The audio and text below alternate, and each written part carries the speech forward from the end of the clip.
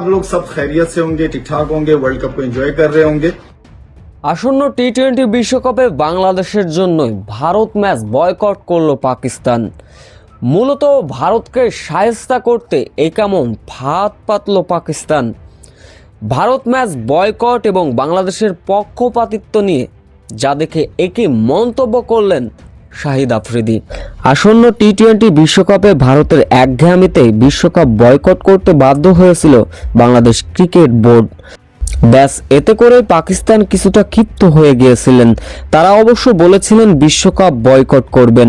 বাংলাদেশ যেখানে অংশ নেবে না সেখানে কোনো প্রশ্নই আসে না পাকিস্তান বিশ্বকাপে অংশগ্রহণ করবে। কিন্তু সব জল্পনা কল্পনা শেষে আসন্ন টি-20 বিশ্বকাপে অংশ নিতে পাকিস্তান সরকারের দিকে তাকিয়েছিল পাকিস্তান ক্রিকেট বোর্ড। ক্রিকেট বোর্ডের সঙ্গে আলোচনা শেষমেশ শাহিন আফ্রিদিদের সঙ্গে নিয়ে অনুমতি দিল বিশ্বকাপ খেলার জন্য সে দেশটির সরকার। তবে গ্রুপ পর্বে ভারতের বিপক্ষে ম্যাচটি বয়কট করার সিদ্ধান্ত নিয়েছে তারা। তবে কেন এমন মূল ঘটনা, কেন এমন ভারত ম্যাচ তারা বয়কট করতে যাচ্ছেন? মূলত বাংলাদেশকে নিয়ে আইসিসির সিদ্ধান্তের প্রতিবাদেই এমন সিদ্ধান্ত নিয়েছে পাকিস্তান ক্রিকেট বোর্ড।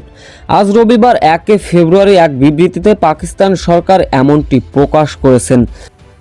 পাকিস্তান সরকার বলেছে পাকিস্তান ক্রিকেট দলকে আইসিসি টি-20 বিশ্বকাপ খেলার অনুমতি দিয়েছে। সে দেশের সরকার আরও জানিয়েছেন, আমাদের প্রতিবেশী দেশ বাংলাদেশ, ভারতের ষড়যন্ত্রে বাংলাদেশ বিশ্বকাপ বয়কট করতে বাধ্য হয়, তাই ভারত ম্যাচ আমরা বয়কট করলাম। এদিকে সে দেশের সরকারের এমন সিদ্ধান্তে লাইভ এসে কথা বলেছেন, গণমাধ্যমে কথা বলেছেন একসময়কার বিশ্বসেরা অলরাউন্ডার শাহিদ আফ্রিদি। তিনি বলেন, বাংলাদেশ আমাদের ভাই, বাংলাদেশকে বিশ্বকাপে বয়কট করেছে ভারতের ষড়যন্ত্রে, তাই আমরাও ভারত ম্যাচ বয়কট করলাম। দরকার হলে বিশ্বকাপ থেকে আমরা তাড়াতাড়ি বিদায় নিব, তবে এর প্রতিবাদ আমরা অবশ্যই করব।